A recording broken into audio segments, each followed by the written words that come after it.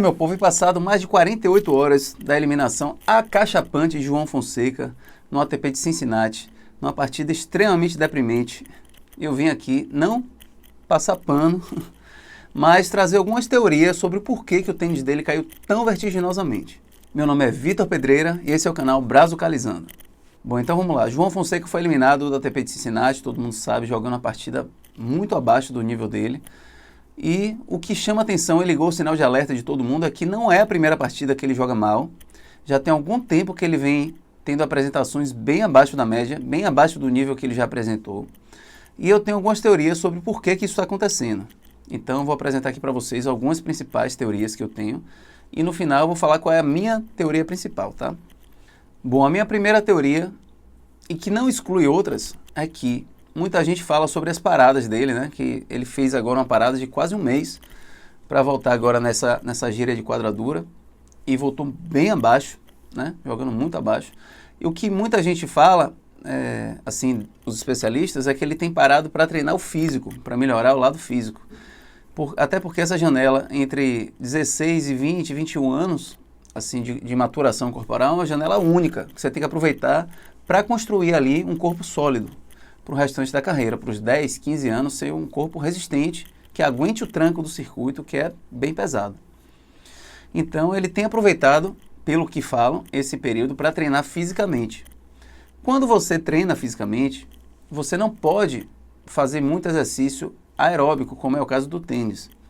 Muito aeróbico, muito pesado, porque senão você acaba catabolizando, ou seja, você perde massa magra, o que seria basicamente você perder tudo que você está treinando ali, né, a parte da musculação. Então você não vai conseguir construir um corpo musculoso e forte se você ficar tendo muitas horas de quadra. Então por isso ele dá esses intervalos de torneios, e eu acho que nesses intervalos, aí minha teoria, ele não está tendo muito tempo de quadra também. Se ele estiver realmente privilegiando o físico nesse momento, dificilmente ele vai estar tendo sessões, tipo, treinando 4 horas por dia, e se bobear ele não está treinando nem todo dia. Dá para ver pelo seguinte, quando você joga pouco, quem joga sabe o que eu estou falando. Quanto menos tempo de quadra você tem, mais seu leque vai reduzindo de jogadas. Então você vai se limitando meio que a uma jogada só. Então se vocês observarem o João Fonseca do fim do ano passado, começo desse ano, para o João Fonseca de agora, ele basicamente, assim, esse leque está bem reduzido, assim, de agora que eu falo desses últimos jogos de quadradura. Então, isso é um sintoma muito forte de alguém que está tendo poucas horas de quadra. E assim, sem julgar aqui se isso está certo, se está errado, eu acho que está certo, que ele tem que privilegiar um longo prazo realmente, porque a carreira de tênis não é curto prazo, não é um sprint, é uma maratona. Ele tem que se preparar bem, porque o que não vai faltar para ele é tempo de quadra. Então isso ele consegue correr atrás sem nenhum problema, mas o físico, se ele entrar numa espiral de começar a machucar, de o físico não desenvolver corretamente, de ele perder esse gap que ele tem, esse gap único de idade, para maturar o corpo adequadamente, ele não consegue recuperar nunca mais. Então eu acho que ele está fazendo certo, ele é a equipe dele, se for isso, né? Também ele não divulga nada em relação ao que ele está fazendo, o que ele não está fazendo, quais são os planos agora. Vou para o Rio, vou ficar 2 dias descansando, 3 dias treinando pesado na academia, mas um dia intensivo de quadra e outro não sei o quê. Ele não fala, a equipe dele não fala e a gente não tem como saber. Então, vai que ele está fazendo exatamente o contrário, treinando muito de quadra, pouco de academia, ou sei lá, descansando, usando esse tempo todo para descansar e voltando em cima do torneio. Não dá para saber. Eu estou conjecturando em cima do que o pessoal especialista fala, que ele está usando esse tempo para maturar, para treinar fisicamente. E é o que eu acho que está acontecendo. Ainda não dá para perceber também mudanças muito drásticas no corpo dele para falar, nitidamente ele está malhando, ele está treinando, olha como está mais definido, como está mais forte, como está mais isso.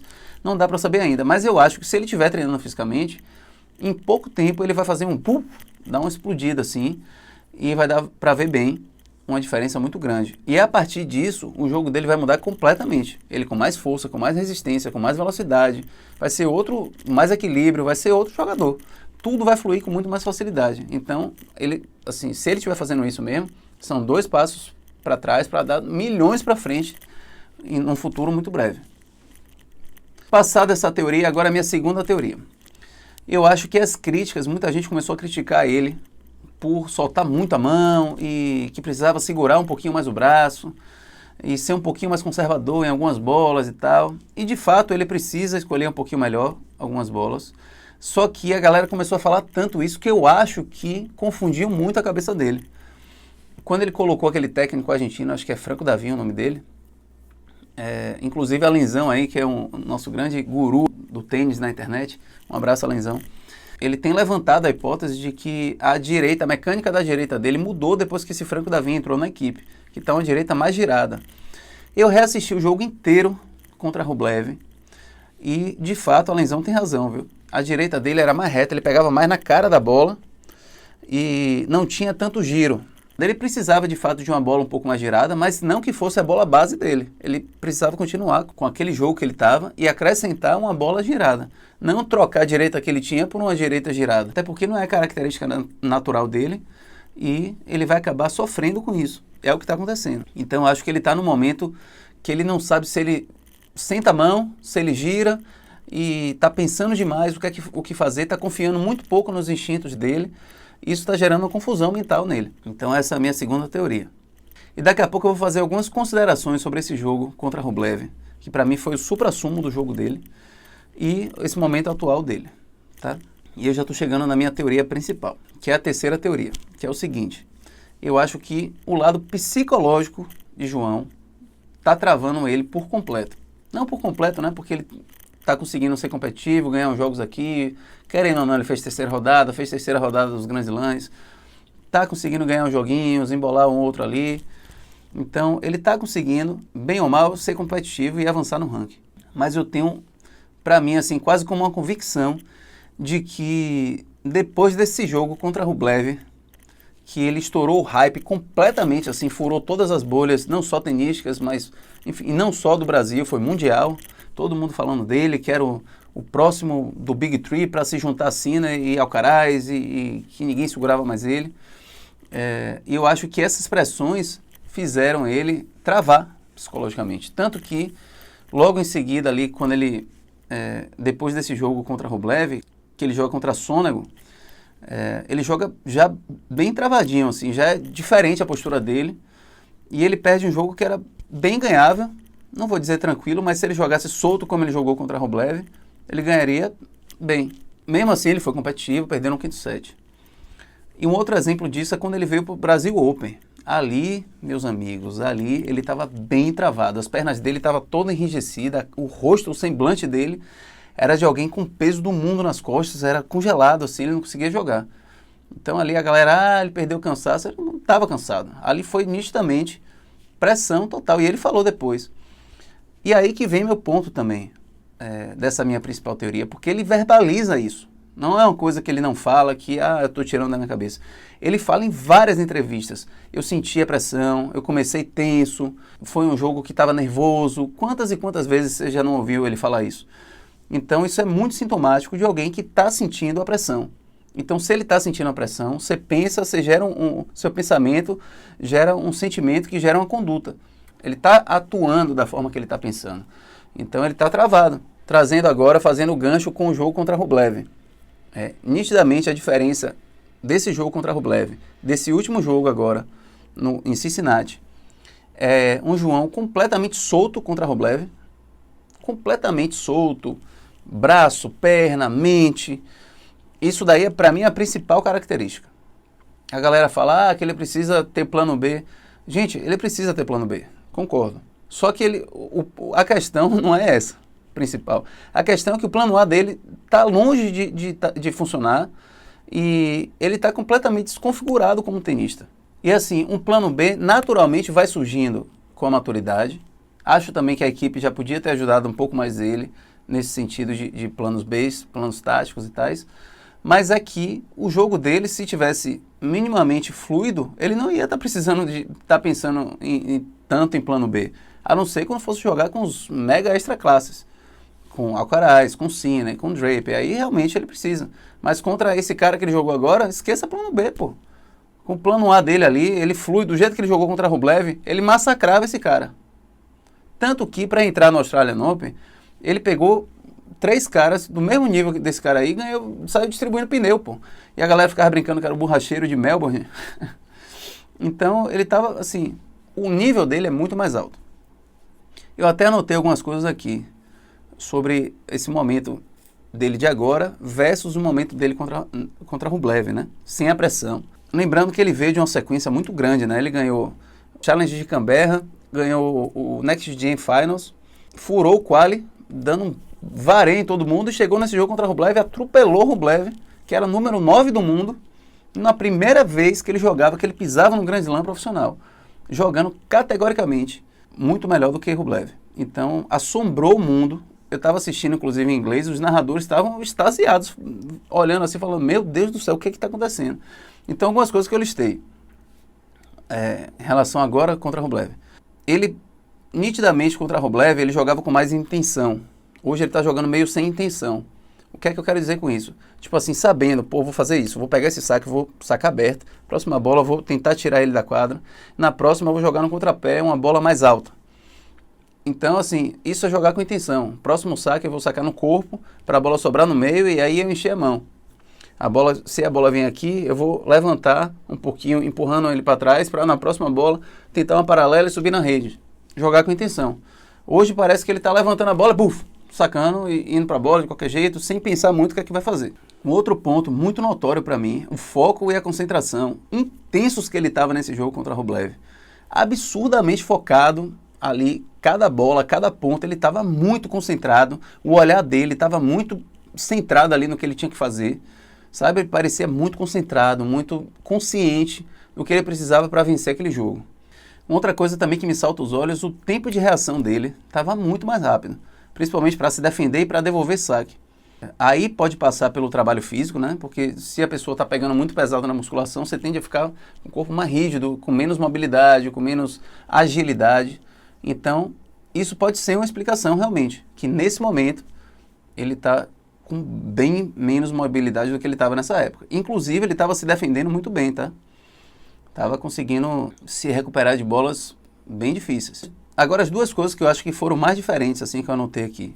Primeiro que ele estava com a vibração e energia em todas as bolas que ele jogava, que era uma coisa contagiante, estava eletrizando o estádio. E tanto que no primeiro jogo agora, o técnico dele ficou falando, quero te ouvir, eu acho que é muito disso, ele quer voltar, quer que João volte a ser esse cara, esse jogador que joga junto, que vibra, que grita na cara, que fecha a porta e dá seus gritos, e é isso mesmo, e vão pra cima, cerra o punho e joga com convicção e sabe o que tá fazendo. Do que aquele cara que fica meio, poxa, perdi, Então, ele é um jogador que tem essa característica, não é uma coisa falsada, estamos tentando colocar isso na cabeça dele. Não, ele é assim, a natureza dele é ser um jogador elétrico, contagiante, enérgico. Cada bola que ele jogava era assim, era muito elétrico, muito enérgico, brigando por todos os pontos, fazendo os passinhos de ajustes. Aí está um ponto fundamental também, que eu acho que está muito diferente. Quando você está solto, você faz os pequenos passinhos de ajuste para bater na bola com muito mais precisão. Quando você está mais tenso, você tem que fazer meio que um passo só. Outra coisa também, o lance de pensar a jogada, de trabalhar, você tende a bater não com a intenção de construir um ponto, mas de se livrar. Você não vai para a paralela para, vou abrir aqui para ele jogar na minha direita e a próxima bola eu conseguir controlar de direita. Não, você vai para a paralela para tentar matar o ponto e se livrar logo. Então isso era muito diferente. Assista nesse jogo contra a Rublev, vocês vão ver o que eu estou falando. Os passinhos de ajuste estão fazendo muita diferença, principalmente na direita. O forehand dele estava avassalador, né? Assombrou o mundo. E se eu fosse a equipe técnica dele, eu não mexeria nem que me pagasse nessa direita dele, porque foi um forehand que veio assombrando o mundo inteiro, né? E uma das coisas que eu senti de diferente, são esses passinhos de ajuste e que ele pegava mais na cara da bola.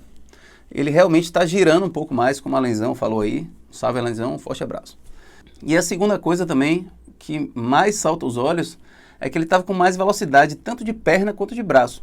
Ele estava se defendendo melhor, como eu falei, com esses passos de ajuste mais refinados e mais rápidos, mais coordenados. Isso no lado das pernas, né? E no lado do braço, aí uma coisa que também me salta os olhos é a velocidade que a raquete passa pela bola. Que isso é uma das coisas que determina a velocidade do seu golpe. Então, hoje em dia, você vê ele fazer muita força e a bola não sai do lugar, a bola dele não está andando nada, principalmente comparado ao que andava. Então, uma das coisas que eu consegui observar é que hoje o braço dele está passando muito mais devagar pela bola do que nessa época. Nessa época era uma lapada muito rápida. Então, essa velocidade aí, tem alguma coisa aí que se perdeu, não sei o que foi, se pegaram tanto no pé dele para ser mais conservador que ele começou a ficar alisando mais, mas ele precisa passar a raquete pela bola de uma forma um pouco mais rápida. Está passando muito, muito mais devagar. Além disso, algumas outras coisas também que deu para observar. Ele tem soluções muito criativas e nesse jogo ele estava assim, no esplendor disso, né, de tirar coelhos da cartola e jogadas que você não espera e fazer coisas meio mágicas assim. Hoje em dia ele não está conseguindo fazer nem o trivial, quanto mais o mágico, né? Então é outra coisa que dá para observar comparando esse jogo contra Rublev no começo do ano, no Australian Open, e esse último jogo agora, em agosto.